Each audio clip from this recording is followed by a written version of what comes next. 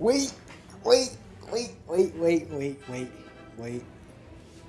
Before y'all throw your tomatoes at me, calm down for 2 seconds. Please know that this is just an opinion, and I've been seeing this opinion a lot everywhere lately. It's been catching my eye. I'm not the only one with this criticism. And that doesn't mean this is a bad movie in any case whatsoever. It's still one of my favorite movies of all time. So much of my childhood had so much to do with Star Wars and Anakin Skywalker, and he's still one of my favorite characters ever. And in this video, I want you to know that I do know about the Clone Wars cartoon. I watched it all. I know the Clone Wars, I know about Anakin and everything he's been through.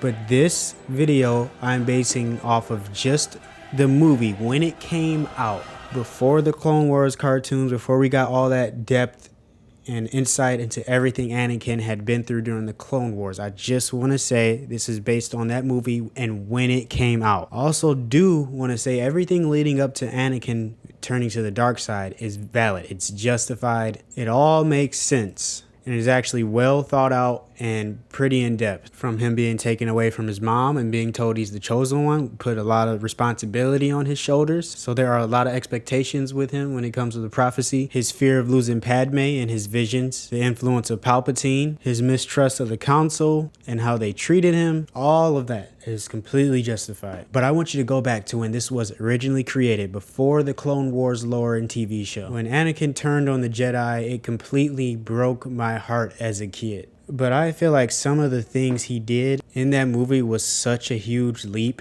especially without all the Clone Wars details. And I know they have to cram it all into one movie, but if you think about it, all those Clone Wars stories hadn't been thought of yet. I could be completely wrong. Let me know if I'm wrong in the comments about the Clone Wars stuff, but I highly doubt that any of the Clone Wars lore, the deep lore about Anakin in the Clone Wars, was written yet. So seeing him change like that almost in an instant was such a huge and abrupt leap. I think what could have helped this is possibly using the time a little bit better in the other movies, you know, in 1 and 2, or maybe they could have shown the future from movie 2, or the past and a bunch of stuff that Anakin's been through, just little flashbacks, just maybe a scene of him going through all of that. Because that instant switch to him calling Palpatine his master has always thrown me off, and I know some people, you could be somebody even watching this, possibly could feel the same way as me. I think sometimes we let our nostalgia take over, and the reason I have to be careful with my words is because Star Wars fans can be rowdy.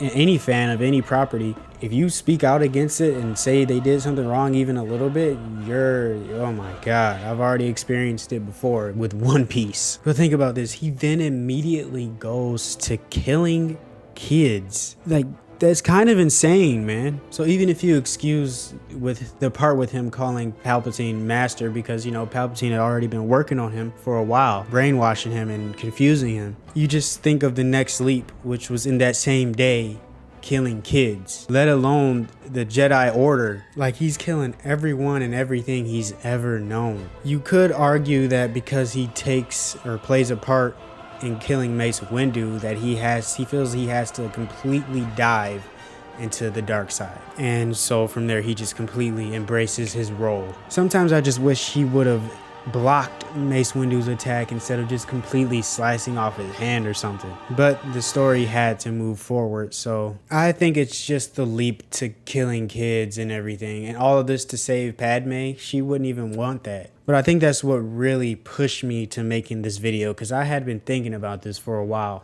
And then I started recently seeing people talk about it, and I was like, because I just don't buy it. I don't think there's any way he would just go immediately start killing kids and taking out the Jedi Temple. Not without all the Clone Wars background info that we get later. I'm willing to suspend my disbelief enough to know that or think that he would kill the adults. Kids, that doesn't even fit Anakin's character at all. I know we never see him interact with kids really, but it's common knowledge that something that everyone inherently knows, that you just leave the kids out of it. But those are my thoughts. Let me know what you guys think down below in the comment section. I'll see you on the next video. Peace.